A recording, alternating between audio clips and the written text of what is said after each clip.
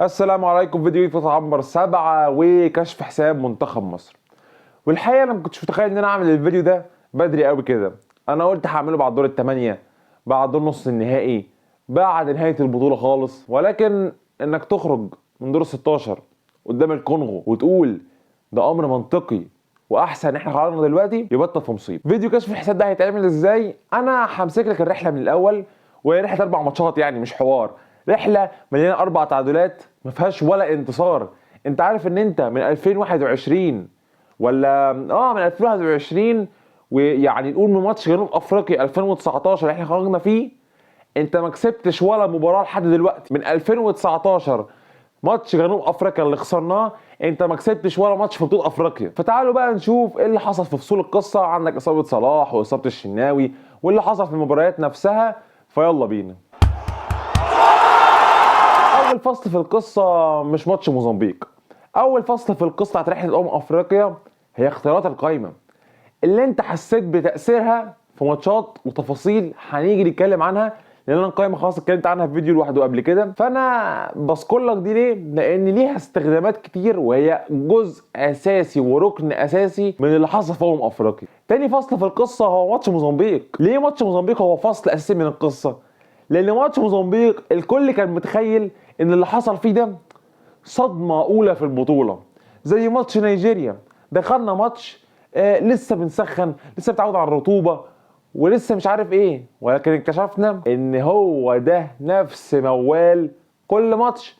وهنشوف ده حصل ازاي. وانا برضو ماتش موزمبيق اتكلمت عنه قبل كده. تالت فصل في القصه هو ماتش غانا. وفي ماتش غانا اللي انت تعادلته 2-2، انت اكتشفت حاجه مهمه جدا، ان انت عندك مدرب على الابيض. مدرب على الابيض اللي احنا كنا شايفينه قبل البطوله حاجه معقوله، في البطوله اكتشفنا حاجه تانية خالص. ازاي؟ هديك مثلا في ماتش موزمبيق انت ابتديت بالنني، ولعبت بالنني فتره كبيره في المباراه، ولعبت بيه رقم 6 صريح وهو مش جاهز بدنيا، وهو ده مش مركزه الاصلي، هو مركزه الاصلي رقم 8، وحتى كده ما بيلعبش اصلا.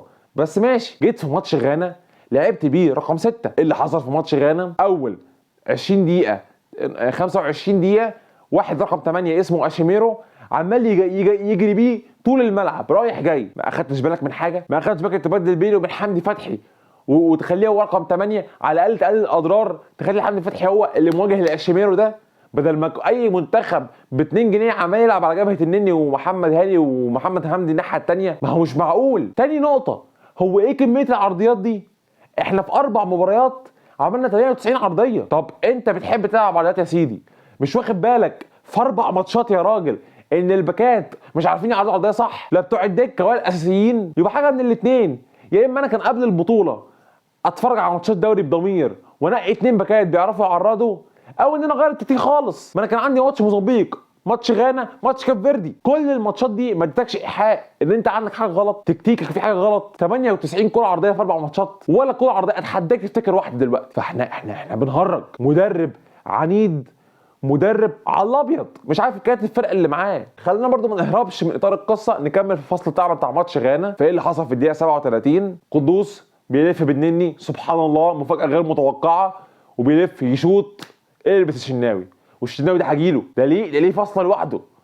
لان مش معقوله الشناوي بقى له سنتين مع الاهلي بيلم ايده في ماتشات سان داونز، وانا ما اعرفش بيلم ايده ليه. في ماتش سان داونز برضو الكره متشطه من كوكب المريخ وراح لم ايده الشمال. انا ما اعرفش. ولو خدت بالك كل مره بيلم نفس الايد. ما اعرفش هل دي اللي اتصاب فيها وكان عنده اصابه ولا لا، لان في ناس كانت بتقول ان كان عنده اصابه قبل كده. انا ما اعرفش، مش قصتي، ما تلعبوش. فلا، في حاجات بتحصل وقررت الاربع ماتشات كربونه. فنكمل في ماتش غانا. دخل فيه الجون الاول، رجعت بالتعادل، بعد كده دخل فيه الجون الثاني ورجعت بالتعادل. ايه اللي انا هستفيده من الماتش ده؟ هستفيد منه حاجه واحده، ان انت في الشوط الثاني في الدقيقه 70 ولا 65 جربت لاول مره ال 4-4-2 اللي هو 2 في نص الملعب، حمدي فتحي، امام عاشور، و سيد زيزو مثلا، وتريزيجيه، مرموش، مصطفى محمد. الفريق اتحرر. وعلى فكره ملهاش قوي علاقه بعلاقه صلاح، انا الفصل اللي جاي هو قصه صلاح، بس ملهاش علاقه بصلاح قوي. هي ليها علاقه هفهمك ليه. لان انت تلعب عرضيات، اول حاجه في اساس عرضيات، العرضيات تتلعب صح، ماشي؟ ده ما بيحصلش عندك. طيب لو انا ما عنديش واحد متقن عرضيات، المفروض لما اعمل عرضيه حتى لو هو بيتقنها اعمل ايه؟ كثافه عاديه في نص كثافه عاديه في البوكس. بص على كل الماتشات قبل ما تنزل بال4-4-2 صحراء مصطفى محمد لوحده على بغال بتدافع عليه، على اشجار بتدافع عليه. يعني انت كمان مش عارف ميزه الفرق اللي بتلعبك او الفرق الافريقيه عموما ان كل مدافعينها طوال وبيعرفوا يلعبوا بالهيد. ده هم مدافعين افريقيا طولهم قوتهم في الهيد. قبل نلعب 92 عرضيه دايما يقول لك المدافع الافريقي مشكلته على الارض. انت ما بتلعبش ولا مره على الارض غير لما بتلعب بال4-4-2. تريزيجيه بقى ومرموش بيبتدوا يتحركوا وشفناها كتير. جون تريزيجيه اللي هو حجازي عمل له ال1 2 وما اعرفش ايه.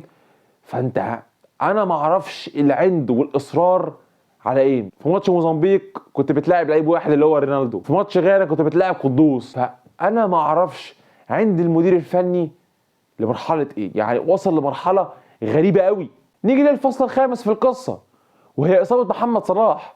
محمد صلاح اللي انا مش بتناقش هو غلطان ولا لا، وان انا مش بتناقش هو مصاب ولا لا، لان هو بالتاكيد مصاب، ولكن انا بتناقش على اداره الحوار واداره الموقف اللي حصل في اليومين بتوع الاصابه. ده كارثه. ان انا اطلع مؤتمر الصبح صلاح وفيتوريا قبل يوم من ماتش كاب فيردي، الماتش المهم اللي انا محتاج اكسبه عشان اصعد، اطلع اتكلم عادي ومفيش اي حاجه، ومؤتمر حتى كل الناس شهدت بيه والكلام ده كله. بعديها ب7 ساعات يطلع كلوب في ماتش هربان في الدوري الانجليزي محدش يعرف عنه حاجه يكسب 4-0، يطلع يقول معلش يا جماعه صلاح لازم يرجع انجلترا والبلد عندكم مش مهيئه واحنا هنعرف نهتم بيه، ولو وصلتوا نهائي هبعته لكم. يعني طبعا البلد كلها اتقلبت والعالم كله اتقلب، لان صلاح كان في المؤتمر الصبح ما اعلنتش ليه. بالليل لما اتحاد الكوره يتصلوا بيه على التلفزيون، يعني التلفزيون يتصل بحد من اتحاد الكوره يقول له معلش اصل ما اعرفش حاجه انا في بلدي سوهاج، مع احترامي لاهل سوهاج وكل حاجه، بس ايه وظيفتك؟ انت لا فوق افريقيا ومش مهتم ومش مع المنتخب، انت ايه وظيفتك؟ وما استقالتش ليه امبارح بعد الخساره؟ ده لحد دلوقتي محدش استقال. بالليل شفنا بلدي سوهاج دي وخلاص، ومنطقي ان الكلاسيكو هتهاجم صلاح وتهاجم المنتخب، وكلوب حتى لو لبسه فهي في سمعه المنتخب. انا دلوقتي انا مش منتخب صلاح، انا منتخب مصر، صلاح ده فرد في منتخب مصر. فلما اجي ابص على المنظر من بره مفضيحه. هو احنا منتظرين ايه؟ ما هي فضيحه. يعني صلاح غلطان مش غلطان، مصاب مش مصاب، ما هي فضيحه لمنتخب مصر. هو انا بشجع مين؟ ما انا بشجع منتخب مصر. اصل الناس بقى اصل صلاح غلطان، صلاح مش غلطان. يا عم غلطان مش غلطان ما هي فضيحه لمنتخب مصر. هو انت بتشجع مين؟ هو انت همك ايه في القصه؟ انت همك صلاح ولا منتخب مصر؟ وانا مش هتكلم على موضوع ان لاعبنا من غير صلاح احسن والكلام ده، لان انا بالنسبه لي عقده المنشار هي ال4-4-2 هي اللي بتفك الدنيا. انا ما اعرفش صلاح فيها كان هيبقى عامل ازاي برضه عشان ابقى امين، ولكن انا بالنسبه لي المشكله الاكبر مش في خروج صلاح، المشكله الاكبر في انه بيعند على ال4-4-2 وبيلعب بيها في الدقيقه 70-80. صلاح كان ممكن يبقى فيها كويس جدا. صلاح وحش زي الزفت، وانا بقول لك يعني ناس دولي احسن، ولكن انا برضو مش من الناس عشان انا عودتكم على الموضوعيه. انا ما اعرفش صلاح في ال4-4-2 كان ممكن يبقى كويس، كان ممكن يظهر، لان هي تشكيله مساعده امكانيات المنتخب. احنا قوتنا في الهجوم يا جماعه، قوتنا في الهجوم وبعض العناصر في نص الملعب. فظبطت معاك ماتشين 4-4-2 بتقلب الماتش على طول. فنخش على الفصل السادس وهو مباراه كاب فيردي. نزلت كاب فيردي عايز تكسب، نفس السيناريو هو اول ربع ساعه ضاغط، بعديها عرضيات، ارجع في اخر الشوط الاولاني البس الجون وجون مسخره، بس مش لازم بقى نكتر في الفيديو ونكمل. ونفس المنظر هو تيجي الشوط التاني في الدقيقه 70 تنزل مرموش وتنزل مصطفى فتحي، الماتش يتقلب. طب ما من الاول ليه العند يا جماعه؟ اصل انا مش متفاهم، انا مش فاهم ايه وجهه نظر ان انا 3 ماتشات بكرر نفس الاخطاء، وجت في الاخر جبنا الجول الثاني من تكنيك عالمي مصطفى محمد. وانا بقول لك لازم يمشي دلوقتي للدوري الانجليزي، مهاجم عالمي. في الماتش ده ضيع كتير قوي وكل حاجه، ولكن انت في الجون ده اثبت لك انه عنده تكنيك، ان ده مهاجم، انه في الدقيقه 95 يعمل لك التكنيك ده. فهو انت عارف لو هو خيش فانت عارف امكانياته الحقيقيه، حتى لو كان في الماتش ده وحش بس انت عارف ان ده مصطفى محمد. دي كانت اهم نقطه. وفي الاخر بتلبس جون عبثي، الشناوي بيتصاب والف سلامة عليه طبعا. 4 شهور قصدي 8 شهور لازم يعمل عمليه والكلام ده كله. في الاخر موزمبيق هي اللي بتنقذك. والحقيقه دور مجموعات هو الاسوأ في تاريخ منتخب مصر تقريبا. يعني هو 2019 هم اسوأ بطولتين في تاريخ منتخب مصر. الفصل بقى السابع معانا في القصه، او الفصل السادس، انا تهت في الارقام، هي اصابه امام عاشور في التمرينات. والكاف بقى طلع قال لك ما ينفعش يلعب بارتجاج بعد 7 ايام، ان هو لازم يلعب بعد 7 ايام يعني، والكلام ده كله. فنروح بقى للفصل الثامن والاخير، مباراه كاب فيردي. مباراه كاب فيردي اللي تيقنا فيها ان احنا مش معانا مدرب على الابيض، احنا معانا مدرب عايز يخسرنا. ليه بقى؟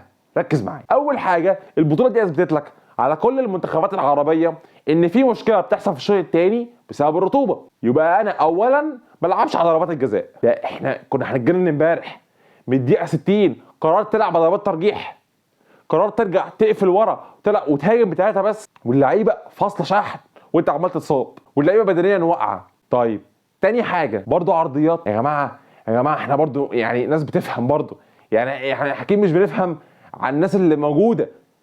تاني ماتش رابع ماتش على التوالي عرضيات. طب وبعدين وانت ما بتستفدش فيها حاجه، ما بتستفدش منها حاجه. تالت حاجه نازل بال4-3-3 برضو، وفيها محمد النني برضو. طيب يعني يا جماعه، يعني هو مفيش مخ، مفيش عقل؟ ما حمدي فتحي ومروان عطيه وانزل العب على 4-4-2. ما انت كده كده عارف ان انت ما عندكش دكه بره. ليه تمد الماتش 120 دقيقه؟ انا مش فاهم لحد دلوقتي والله. انا بحاول ادور مع نفسي على سبب مش لاقي له سبب. وبعد كده الماتش هو يستمر. كونغو الديمقراطيه ما بتعملش حاجه، ولكن هم لعيبه عندهم اساسيات، ما عندهم ويسا ومسواكو والكلام ده كله، لعيبه كويسه. بس انت يعني ما اعرفش، بتضيع منك الشوط الاول، بتضيع منك الشوط الثاني. الشوط الثاني بقى اللي حصل فيه عشان تعرف ان المدرب، انا بالنسبه لي مدرب يشيل من البطوله دي 70-75%. اول واحد يسحبه مروان عطيه، حتى بعد الانذارات تسحب مروان عطيه، الوحيد اللي بيجري، الوحيد اللي بينشط نص الملعب، عشان تروح مضطر مرجع النني 6 ونكرر بقى مشاكل 3 ماتشات اللي فاتوا. ما هو يا جماعه، ما احنا يا جماعه بنفهم يعني، ما هو برضه يعني مش في عقل برضه.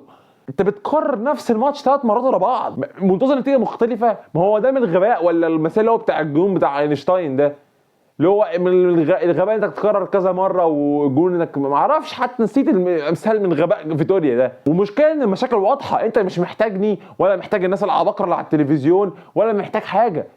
الامور كلها واضحه. تخلص 90 دقيقه، ننزل الشوط الاكسترا تايم، قبل الاكسترا تايم معلش، اصابه فتوح بين الشوطين. طب ما انت عارف ده يرجعني لماتش موزمبيق وادارته الغلط. كان في عناصر لازم تنزل ماتش موزمبيق، منها محمد حماده، منها لاشين، منها فتوح، عشان لما تيجي تتزنق في دور ال 16 ما يبقوش اول ماتش ليهم. فتوح بيتصاب، بينزل محمد حمدي، ما فرقتش حاجه، فلادين ارض وراه. نروح الاكسترا تايم. اكسترا تايم مين اللي يطلع حمدي فتحي. طب ازاي النني يلعب 115 دقيقه؟ انا مش بقصه على النني على فكره. النني عمل ماتش كويس جدا عشان راح رقم 8 في اول الماتش خالص، عشان كان مروان عطيه 6. ولكن ازاي يلعب 115 دقيقه؟ بعديها ينزل حماده ومحمد حمدي ويلعبوا على جبهه واحده، فتتحول لكارثه. وانا مش بلومهم، عارف ليه؟ ده يرجعني للقايمه، مع ان انا كنت من الناس اللي عايزه حماده وحمدي، ولكن بعد اللي شفته ده احنا بجد مقوله ده لعيب محلي مش دولي صح. وهم اتظلموا. عارف ليه؟ لان حماده ده اول ماتش ليه في البطوله قدام الكونغو مع فريق، احنا فريقنا وقع بدني، بنزله في الاكسترا تايم، بتقول له شيل الفرقه وهاجم يلا. طب هيعمل لك ايه بجد؟ ما هو ما لعبش ولا ماتش في البطوله. حمدي بياخد انذارين في طرد، لعبنا كده ب 10 لعيبه، ومعاك حماده مش مركز، ومعاك النني مفيص، بتلعب ب8 لعيبه قدام الكونغو 120. لا، وبتمد الوقت. فيتوريا عايز يمد الوقت كمان، مش عايز يخطف مثلا ولا عايز حاجه. وفي الاخر بتخش ضربات الجزاء، والفصل التاسع والاخير وهو فصل ابو جبل. فصل ابو جبل اللي الصبح النادي الاهلي والبنك الاهلي سابوا كل ايام البطوله وافتكروا ان الصفقه تتعمل قبليها بيوم الصبح. بس استنى يا اخر البطوله، ولا تستنى بعد الماتش، يوم الماتش الصبح تعلن ان رايح الاهلي. على فكره مش ده السبب، انه سيبك من الهجص اللي على النت والكلام ده الصفقه بس، دي ما بتحصلش في العالم دي. يعني ايه صفقه طالعه من يوم الماتش الصبح؟ نخش ابو جبل مع الازازه، يلا ترند 2021، يلا اترمي كله يمين، لا حول ولا قوه الا بالله.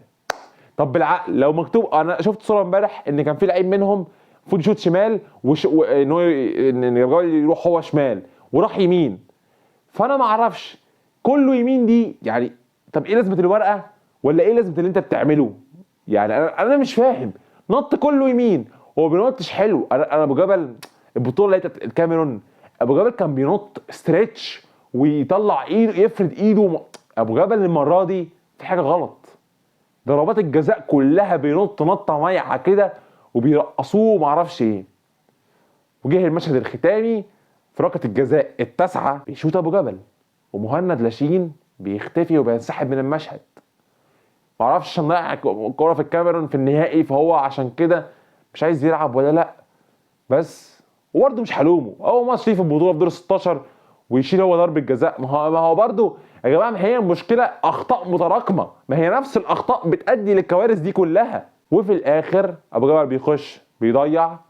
وطبعا الناحيه الثانيه المدير الفني اتزنق انه لازم يلعب الحارس، عشان لو كان حط لعيب قدام ابو جبل واللعيب ضيع كان هيضطر كده ان لعيب قدام لعيب منتخب مصر يبقى قدام الحارس بتاعهم.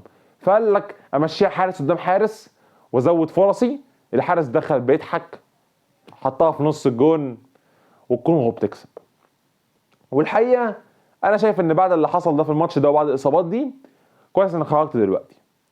غينيا كنت هتروح لها متدشمل، ما كنتش هتعرف تقف على رجلك 5 دقايق على بعض. حتى لو غينيا قويه او ضعيفه، حتى لو كنت عديت كنت هتروح قدام السنغال او انجولا او كوت ديفوار او كل دول كانوا هيكسبوك بالبدني قبل ما يكسبوك فني. وبس ده كان كل اللي عندي.